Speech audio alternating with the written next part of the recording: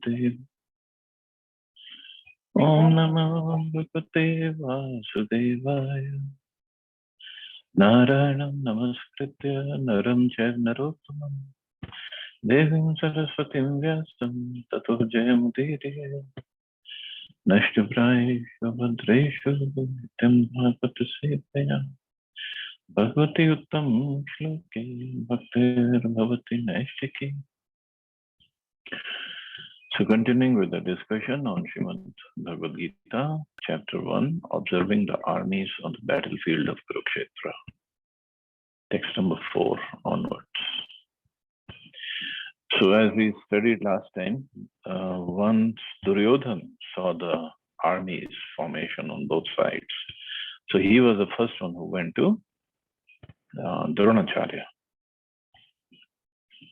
And this had already happened because Sanjay went back to Dhritarashtra after 9 days of the war, when Bhishma Dev, he was put on the bed of arrows by Arjuna. Text 4.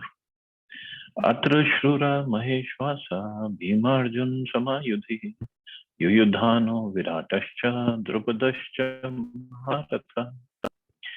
Here in this army are many heroic bowmen equal in fighting to Bhima and Arjuna, great fighters like Yuyudhan, Virat, and Drupad.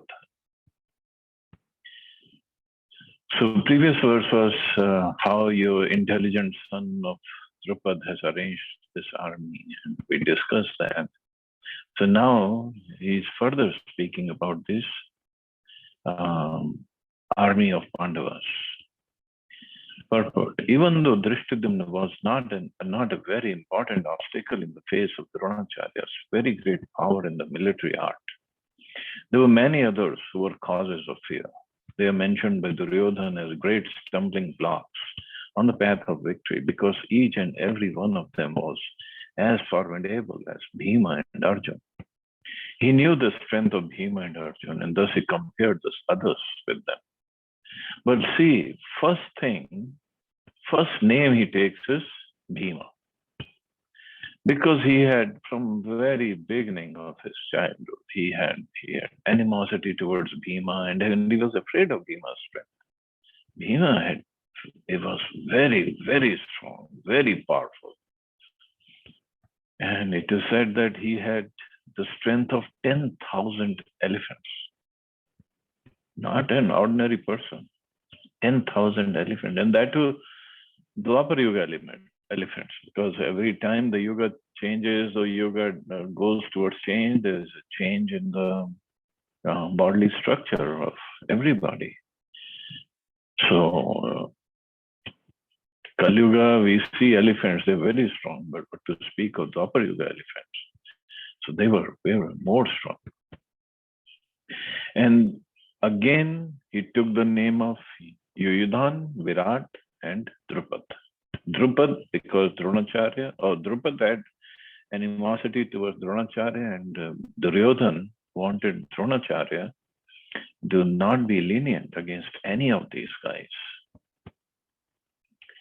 So he further tells about the fighters on the other side. Drishtaketush Chekitana Kashirajascha Viravan Surajit Kunti Bhojascha Shabyascha Narpungavaha. There are also great, heroic, powerful fighters like Drishtaketu, Chekitan, Kashiraj, Surajit, Kunti Bhoj, and Shabya.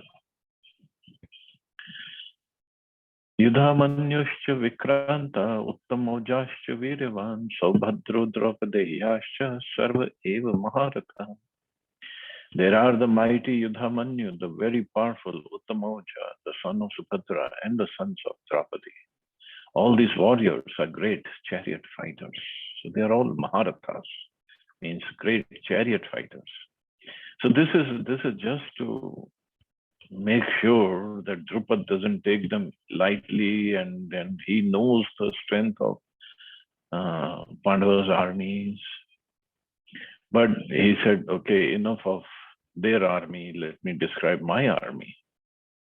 Asmakam tu vishishtaye tani bodha dvijottama nayaka mam sainyasya sangyartham tan bravinite. But for your information, the best of the Brahmins, let me tell you about the captains who are especially qualified to lead my military force. So he did not just want to go on describing Pandava's armies and the heroes on the other side. He wanted to describe his army also. Bhavan Bhishmascha Karnascha Kripascha Samitanjaya Ashwatthama Vikarnascha Somadattis Tathavacha. There are personalities like you, Bhishma, Karna, Kripa, Ashwatthama, Vikarna, and the son of Somdatta called Bhurishrava, who are always victorious in battle. Now again, diplomacy is going on. Let's see. Duryodhan mentions the exceptional heroes in the battle, all of whom were ever victorious. So first he takes a name of personalities like you, Dronacharya. Although Bhishma, as I explained, Bhishma was the chief of the army. But because Dronacharya was Brahman and Bhishma was Kshatriya, so Bhishma would not feel bad. So his point was that. And then he takes the name of Karna. Although Karna was not fighting right now because Bhishma had put this condition that as long as I am the commander-in-chief, Karna will not fight under me. But he still takes the name of Karna because he wanted everybody to know that Karna is standing by, he is right there. And again, he wanted to encourage everybody. Then he takes the name of Kripacharya, a relative of Drona, and then Ashwatthama, Drona's son, because he wanted to make sure Drona fights to his full strength, full extent, that your relatives are there, your son is there, your brother-in-law is there. So in this way, he hoped to inspire Dronacharya. And then he takes the name of Vikarna. He did not take the name of Dushasan or other of the fighters. He takes the name of Vikarna. Why Vikarna? Now, Vikarna was not of the same caliber as Bhishma and Drona and Karna. But now what used to happen in these battles, because they were Dharma Yuddha. So after, and it also happened here, after the conch shell for the fighting was blown, then Yudhishthira Maharaj goes in the middle of the battle, or middle of the two armies, and he says, anybody from my army who thinks the Kauravas are on the right side, you can go and join them. And anybody from the other army, if they want to come, they are more than welcome to join us. And this was like before the war starts. Now you have proven your loyalties. Now no more cheating. So you cannot take the sides. It's still time to take the sides. And it was all according to the rules of fighting. So Vikarna was the only brother of all the Kauravas who objected when Draupadi was being disrobed in that arena after the battle of dice, after the game of dice. And Duryodhan was afraid that when Yudhishthira makes this announcement, Vikarna is going to go on the other side and fight against us. And it did happen actually.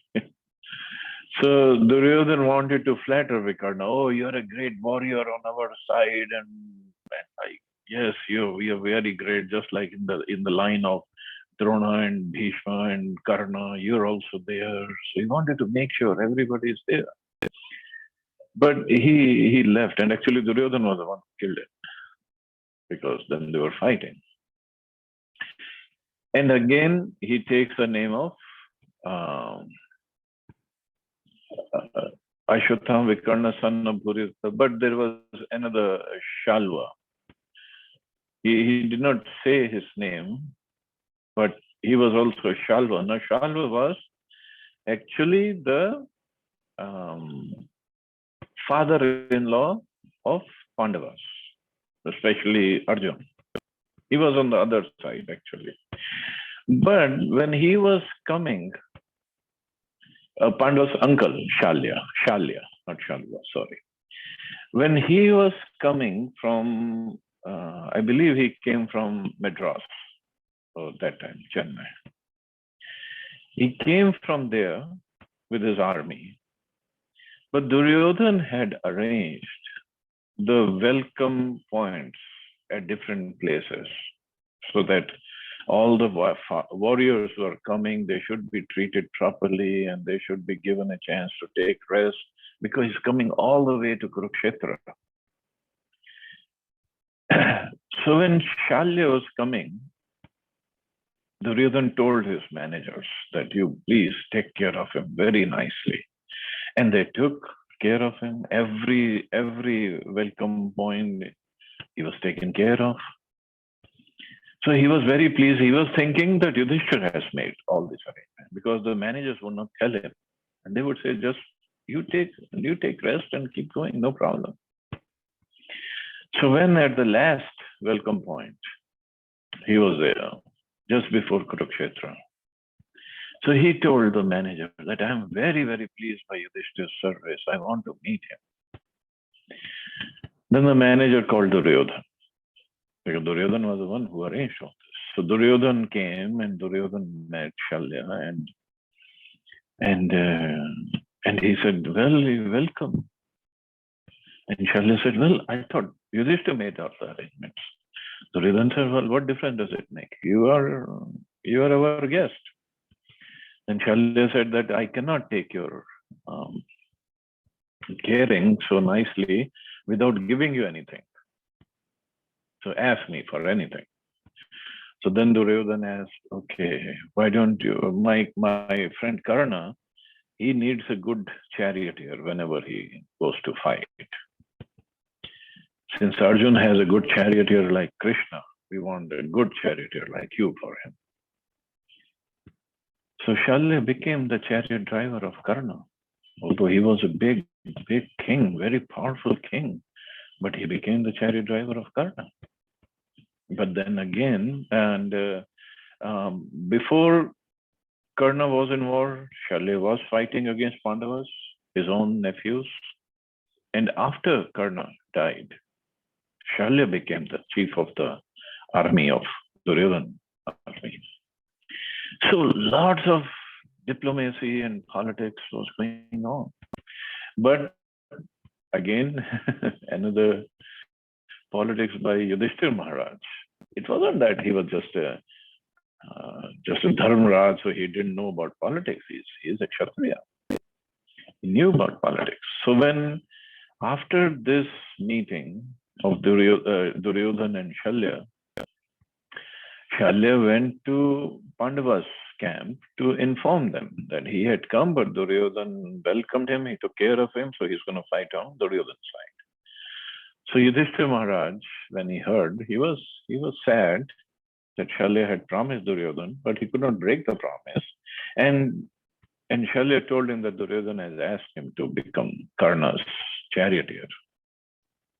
So Yudhishthira Maharaj told him that, okay, you be on that side, you become the charioteer of Karna, but when Karna and my brother Arjun are going to face each other, you please demoralize Karna. So this is what he did. He always demoralized Karna, telling, oh, Karna, well, how are you going to fight against Arjun? Arjun is so great. You're nothing in front of Arjun and this and that. And when the chariot of Karna, when the wheel of the chariot of Karna was stuck in the ground, Shalya did not get down to take the wheel out, and he was still discouraging Karna. And that is when Arjun killed him. So this was the big politics going on behind the scenes. So further, Duryodhan says, Anya cha bahava shura madarte tyakta jivita ana shastra praharana sarve yuddha visharada. There are many other heroes who are prepared to lay down their lives for my sake. All of them are well equipped with different kinds of weapons, and all are experienced in military science. So as far as purport, as far as others are concerned, like Jayadratha, Kritvarma, and Shalya, all are determined to lay down their lives for Duryodhana's sake. So here Acharya says Saraswati sat on Duryodhana's tongue because this is what happened. Everybody died for his sake, for Duryodhana's sake. In other words, it's already concluded that all of them would die in the battle of Kurukshetra for joining the party of the sinful Duryodhana. Duryodhana was, of course, confident of his victory on account of the above-mentioned combined strength of his friends. So see, here is another difference. When we read further, and Arjun lays down his weapons that I'm not going to fight, and we'll see his points. Duryodhana and the fighters under him, they wanted to fight for the pleasure of Duryodhana. And Arjun, in the end, in the beginning, he did not want to fight because he thought this is not the right fight. And in the end, he fought for Krishna's sake. Krishna told him, you fight for me. So this is the difference between a devotee and a non-devotee. Non-devotees, they want to work everything, do everything for their own sake. Devotees want to do everything for the sake of the Lord, as a service for the Lord. So huge difference. And then we know who became victorious. So further he says, Aparyaptam tadasmakam balam bhishma virakshitam paryaptam tviditam etesham balam bhima virakshitam. Our strength is immeasurable and we are perfectly protected by grandfather Bhishma, whereas the strength of the Pandavas, carefully protected by Bhima, is limited. Okay. Herein an estimation of comparative strength is made by Duryodhana. He thinks that the strength of his armed forces is immeasurable, being specifically protected by the most experienced general, grandfather Bhishma. So here also, although he used the word aparyaptam and Prabhupada translated it as immeasurable, but acharyas have explained that this word aparyaptam also means very limited. It's not paryapt, it's not enough. So Sanskrit can have different meanings. So why this word is used here by Duryodhana? So he is saying aparyaptam, immeasurable, because he thought, so far I have really motivated Dronacharya, now I have to motivate grandfather Bhishma. So he says under his leadership, our strength is immeasurable. So Bhishma gets motivated. But on the other side, he says, other acharyas have explained. So if Dronacharya understands aparyapta means not enough, then he thinks that under Bhishma's leadership, the army's strength is not enough. So I have to give in my full. So the two, same word, but different meanings. And then on the other side, he says, carefully protected by Bhima, the strength of the Pandavas. Now, Bhima is not the commander-in-chief, it's Drishtadumna. But Duryodhana was so afraid and so envious of Bhima that every time he takes a name of Bhima. He says their strength is very limited. And of course, in material sense, yes, because Pandavas had 7 Akshohini Sena and Kauravas at 11. It was huge difference. So further Prabhupada says, on the other hand, the forces of the Pandavas are limited, being protected by less experienced General Bhima, who's like a fig in the presence of Bhishma. Duryodhana was always envious of Bhima because he knew perfectly well that if he should die at all, he would only be killed by Bhima. But at the same time, he was confident of his victory on account of the presence of Bhishma, who was a far superior general. His conclusion was that he would come out of the battle victorious was well ascertained or well calculated by Duryodhana. Ayaneshu cha sarveshu yatha bhagam avastita bhishmam eva abhirakshantu bhavanta sarva eva hi. All of you must now give full support to Grandfather Bhishma as you stand at your respective strategic points of entrance into the phalanx of the army. Now Duryodhana, after praising the prowess of Bhishma, further considered that others might think that they had been considered less important. So in his usual diplomatic way, he tried to adjust the situation in the above words.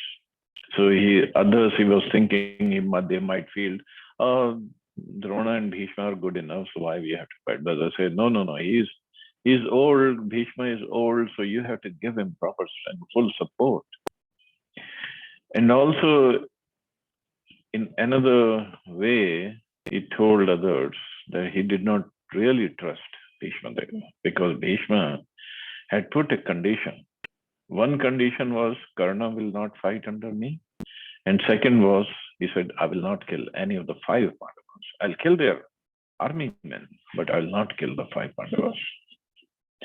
So Duryodhana, he didn't have a choice. He could not say, Bhishma, no, I don't want you in my army, because Bhishma was the most formidable general. And moreover, he had strength, he had knowledge of the war fighting, and he had this boon of that he will not die until he wanted to die. And Bhishma has also taken a vow to protect Hastinapur, on the throne of Hastinapur, or anybody who sits on the throne of Hastinapur. So that way he was the best person as commander-in-chief. But he had taken a vow that I will not kill the Pandavas. And Duryodhana had to comply with that. So, commentary. Duryodhana, after praising the prowess of Bhishma, further considered that others might think that they had been considered less important. So in his usual diplomatic way, he tried to adjust the situation in the above words. He emphasized that Bhishma was undoubtedly the greatest hero, but he was an old man. So everyone must especially think of his protection from all sides. He might become engaged in the fight, and the enemy might take advantage of his full engagement on one side. Therefore, it was important that other heroes not leave their strategic positions and allow the enemy to break the phalanx. Duryodhana clearly felt that the victory of the Kurus depended on the presence of Bhishma Deva. He was confident of the full support of Bhishma Deva and Dronacharya in the battle, because he well knew that they did not even speak a word when Arjuna's wife Draupadi, in her helpless condition, had appealed to them for justice, while she was being forced to appear naked in the presence of all the great generals in the assembly. Although he knew that the 2 generals had some sort of affection for the Pandavas, he hoped that these generals would now completely give it up, as they had done during the gambling game. So he was hoping, but as I said, Bhishma had taken that vow that he will not kill any of the Pandavas. So this was a big issue for Duryodhana.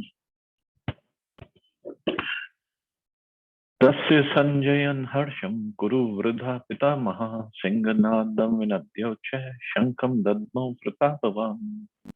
Then Bhishma, the great valiant grandsire of the Kuru dynasty, the grandfather of the fighters, blew his conch shell very loudly, making a sound like the roar of a lion, giving Duryodhana joy.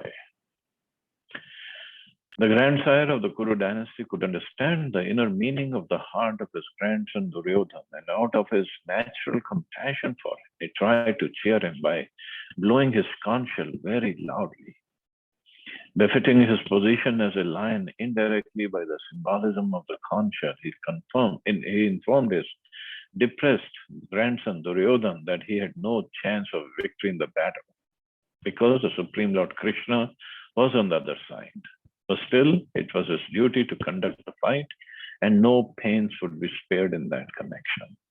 So blowing of conch shells was was a tradition, was natural in the battlefield that time. But conch shell represents what? Conch shell is used in the puja, in the worship, and it is also blown in the temples only. So means conch shell represents dharma. So although he did not answer Duryodhana's words, so again, blowing of conch shell went both ways. So it was first, Duryodhana was feeling depressed, seeing the army of Pandavas. So he blew the conch shell, giving Duryodhana some joy that the fight will happen and Bhishma will fight to his full extent. But blowing of conch shell also means only the party on the side of dharma will be victorious. Not you, Duryodhana. But Duryodhana did not understand this message. He heard the blowing of conch shell and he was very happy. Yes, now the fight will start and Bhishma will fight to his full strength. But Bhishma Dev also knew Krishna is on the other side. There's no way we can win. There is no way possible. तथा शंखाश्च भैर्यश्च पणवानक गोमुखा सहसेवाभ्यन्यहन्यन्तः स शब्दस्तुमलो अभवत्. After that, the conch shells, drums, bugles, trumpets, and horns were all suddenly sounded, and the combined sound was tumultuous. So everybody, because Bhishma Deva was the senior most, when he blew his conch shell, and then everybody started blowing, means they were motivating their own army men. Now what happened on the other side of Pandavas? They started blowing their conch shells. Tata Shvetar Hayar Yukte Mahati Sandane Sito Madhva Pandavasyeva Divyo Shankhu Pradadmatu. On the other side, both Lord Krishna and Arjuna, stationed on a great chariot drawn by white horses, sounded the transcendental conch shells. So this is where Vyasi has written, Divya Shankho Pradadmatu. In contrast with the conch shell blown by Bhishma Dev, the conch shells in the hands of Krishna and Arjuna are described as transcendental. Of course, Krishna's conch shell is transcendental, he is the Supreme Personality of Godhead, but Arjuna's conch shell is also described as transcendental. The sounding of the transcendental conch shells indicated that there was no hope of victory for the other side because Krishna was on the side of the Pandavas. Jayastu Pandu Putranam Yesham Paksha Janardana. Victory is always with persons like the sons of Pandu because Lord Krishna is associated with them. And whenever and wherever the Lord is present, the goddess of fortune is also there because the goddess of fortune never lives alone without her husband. Therefore, victory and fortune were awaiting Arjuna, as indicated by the transcendental sound produced by the conch shell of Vishnu or Lord Krishna. Besides that, the chariot on which both the friends were seated had been donated by Agni, the fire god, to Arjuna. And this indicated that this chariot was capable of conquering all sides, wherever it was drawn over the three worlds. Because Agni, fire, can go any direction. Nothing can stop fire. Just like we have experience of this forest fire in California, and when it burns, it just burns everything down. So similarly, the chariot had the same quality. It was given by Agni Dev. So further, it says, Panchajanyam Rishikeshu Devadattam Dhananjaya Paundram Dadno Mahashankham Bhima Karma Vrikodara. Lord Krishna blew his conch shell called Panchajanya. Arjuna blew his, the Devadatta. And Bhima, the voracious eater and performer of Herculean tasks, blew his terrific conch shell called Paundra.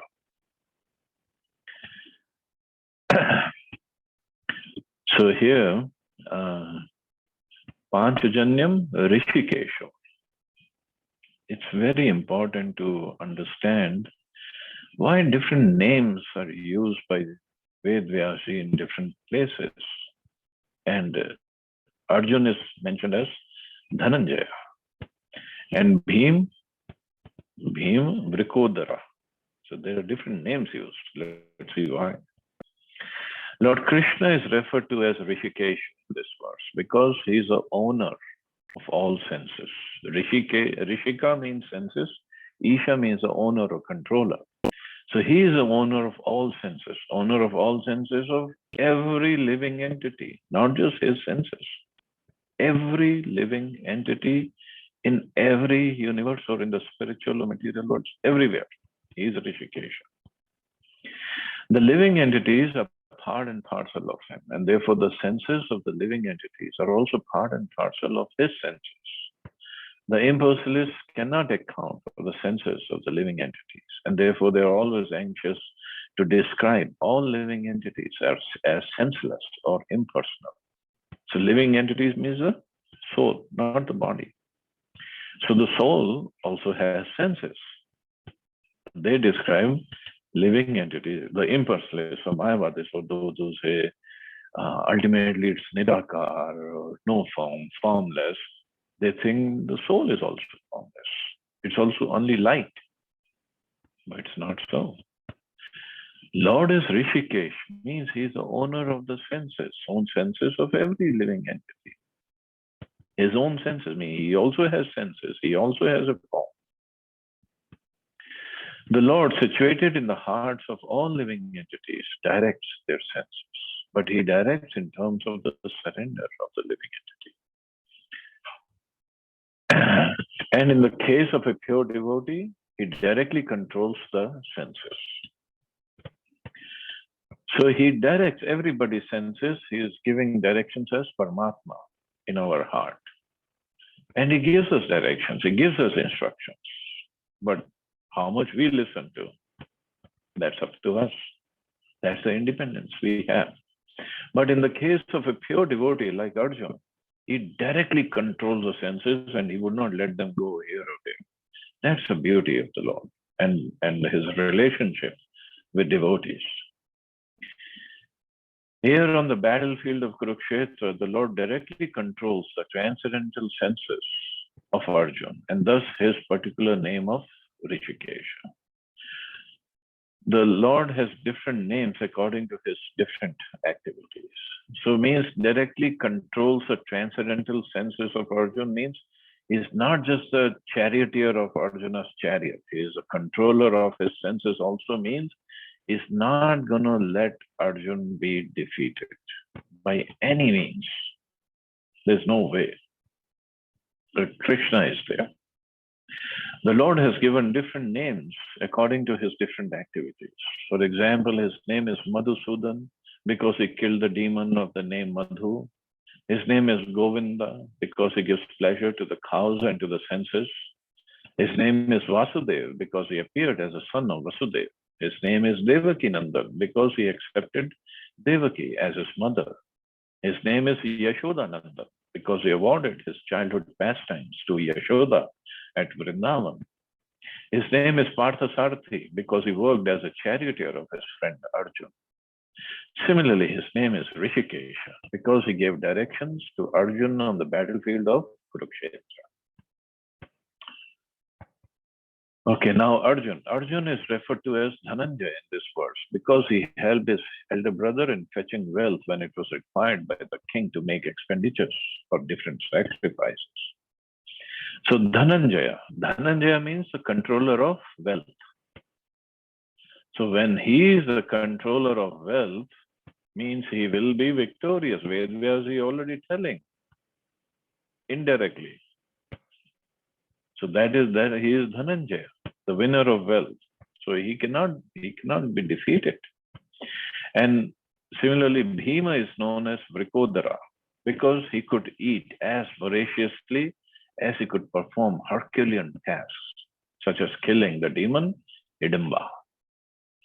So Vrikodara, Vrik Udar, it has two words combined. Udar means stomach, and Vrik means when the fire is always burning in his stomach. So to digest anything, we need the fire in our stomach. If the fire goes down, then we cannot digest things properly. So, but Bhima was so big and he could eat so much. The fire was always burning, and he could also perform Herculean tasks, Bhima Karma. He performed big tasks such as killing the demon Hidimba, and also other things he had done. So means they're so powerful on the other side that there is no way Kaurava's army had any chance. So the particular types of conch shell blown by the different personalities on the side of Pandavas, beginning with the lords, were all very encouraging to the fighting soldiers. On the other side, there were no such credits, not the presence of the Lord Krishna, the supreme director, not that of the goddess of fortune. So they were predestined to lose the battle. And that was a message announced by the sounds of the conch shells.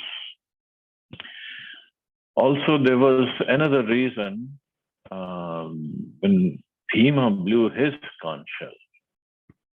So as we know, when they were in exile, Bhima, at the request of Draupadi, was going on the Himalayas to get some white lotus flowers.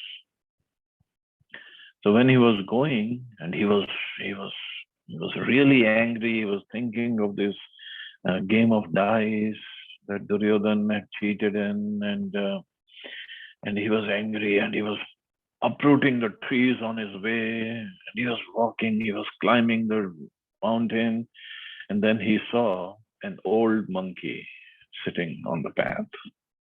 So when he came across this old monkey who had his tail lying across the path, but Bhima knew the conduct of dharma. He asked the old monkey, please move yourself, please move your tail, I want to cross.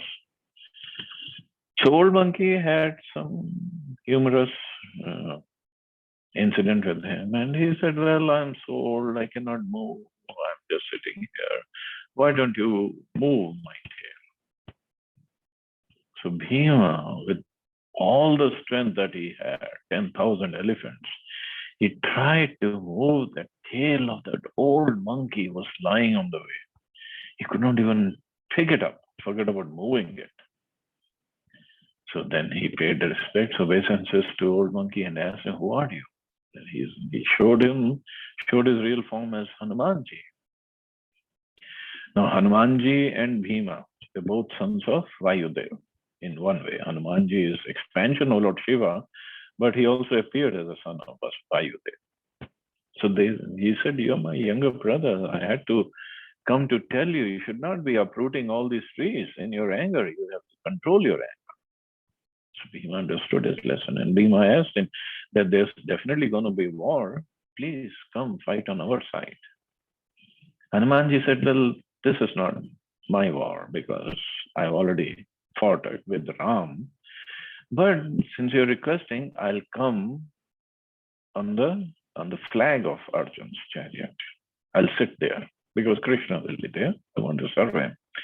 But when you blow your conch, or when you are going to make noises in the battlefield, I'll add my voice in your voice, and what happened when Bhima used to get angry and shout, Hanumanji's voice would add in his voice, and the other warriors would die just hearing that voice.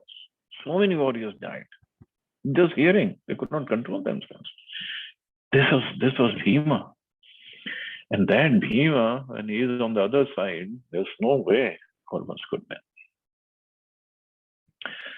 Further, Ananta Vijayam Raja Kunti Putro Yudhishthira Nakula Sahadevascha Sughosha Mani Pushpako Kashyascha Parameshvasa Shikhandi Maharatha Drishtadumno Viratascha Satyakishcha Aparajita Drupado Draupadeyascha Sarvasha Prithvipate Saubhadrascha Mahabahu Shankhan Dadhu Prithak Prithak. King Yudhishthira, the son of Kunti, blew his conch shell, the Ananta Vijay, and Nakul and Sahadev blew Sughosh and Mani Pushpa. The great archer, the king of Kashi, the great fighter Shikhandi, Drishtadumna, Virat, the unconquerable Satyaki, Drupad, the sons of Draupadi, and others of kings, such as the mighty armed Arjunas, mighty armed son of Subhadra, all blew their respective conch shells. Sanjay informed King Dhritarashtra very tactfully that his unwise policy of deceiving the sons of Pandu and endeavoring to enthrone his own sons on the seat of the kingdom was not very laudable. The signs clearly indicated that the whole Kuru dynasty would be killed in that great battle, beginning with the grandsire Bhishma, down to the grandsons like Abhimanyu and others, including kings from many states of the world. All were present there and all were doomed. So very many states of the world, not just India, they came from all over the world. The whole catastrophe was due to King Dhritarashtra because he encouraged the policy followed by his sons. And because Dhritarashtra wanted Duryodhan to be the king instead of Yudhishthira. And he also had the desire that I should be the king. Sa ghosho dharta rashtrana hridyani vedarayat nabhascha prithvim cheva tumalo abhyanunadayam. The blowing of these different conch shells became uproarious, vibrating both in the sky and on the earth. It shattered the hearts of the sons of Dhritarashtra. So when Bhishma and the others on the side of Duryodhan blew their respective conch shells, there was no heartbreaking on the part of the Pandavas. Such occurrences are not mentioned. But in this particular verse, it is mentioned that the hearts of the sons of Dhritarashtra were shattered by the sounds vibrated by the Pandavas' army. This is due to the Pandavas and their confidence in Lord Krishna. One who takes shelter of the Supreme Lord has nothing to fear, even in the midst of the greatest calamity. So this clearly shows who's going to lose. They were already Dhritarashtra's sons. They were already shattered their hearts, or they were already means they were not in a very happy mood after hearing the tumultuous vibration of the conch shell from the Pandava side. They were already discouraged. So and it is not mentioned that Pandavas were discouraged when they heard the conch shell and the other sounds from the other side, because they had taken shelter of Krishna. Krishna was there to guide them, to take care of them. So there's no way they were going to lose. But this is how the battle is. And so I guess we can stop here, because now Arjun will ask Krishna to take his chariot in the middle of the two armies, and then further Gita will continue further. So let us stop here and see anybody has any questions or comments.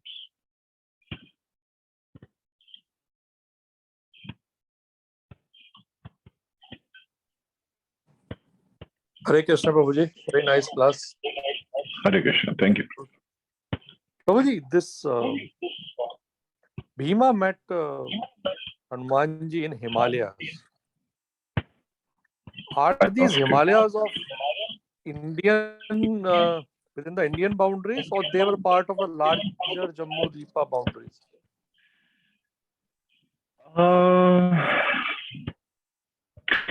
We can say Indian boundary, but that time Himalayas are also bigger, much bigger than we see now.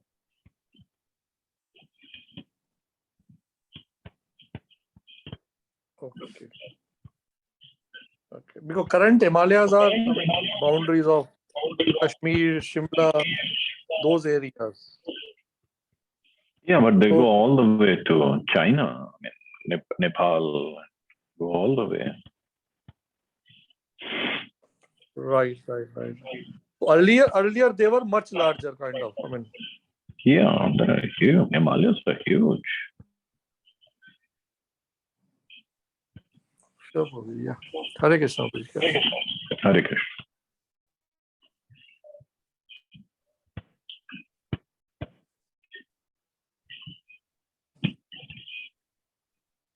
Okay, so I guess we can stop here. You all have a safe and wonderful day. Hare Krishna. Jai Shri Prabhupada.